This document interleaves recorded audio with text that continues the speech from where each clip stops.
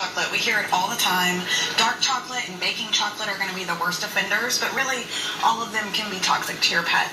The other thing you have to think about are some of the sugar-free candies and gums. They actually contain xylitol, which is very toxic to dogs.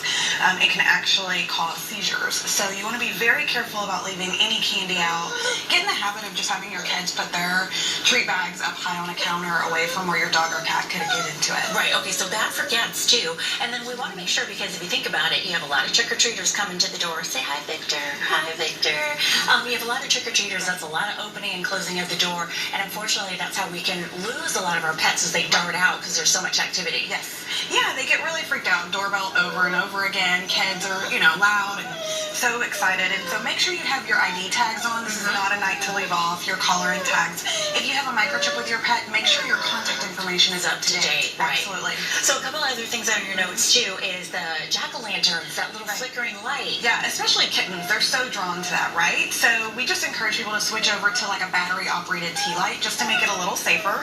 You don't have to worry about if your dog accidentally knocks it over or your cat getting a singed paw.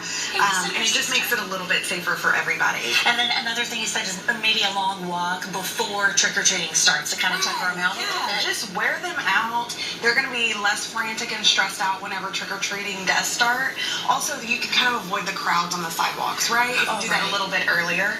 And just going to make it easier for everybody. Oh, look at the little cute babies. Now, these guys are on the foster list. So tell me a little bit about what you do at Rescue Pets Movement. Yeah, so at Rescue Pets Movement, we're a little bit different. We're foster-based. So we rescue, rehabilitate, and transport animals off of local shelters' euthanasia list. So we're pulling animals that would otherwise be euthanized in our local shelters, primarily from the city shelter BARK.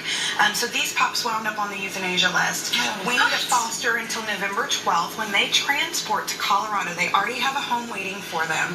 They just need a local Houston family to open up their home for a couple of weeks. So how do we reach out to you if we are interested in fostering? Not just these two, but all of them. We have so many animals. You can find us online at rescuepetsmovement.org.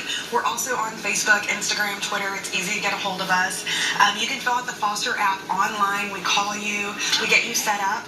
We can help you out with supplies if you need crate, food, whatever. Okay, little baby, I know you want to go. Okay, thanks so much for the tips too. Yeah. Safety first. Thanks for having us. So coming up here, we still have more for you. We're going to take you backstage with interviews of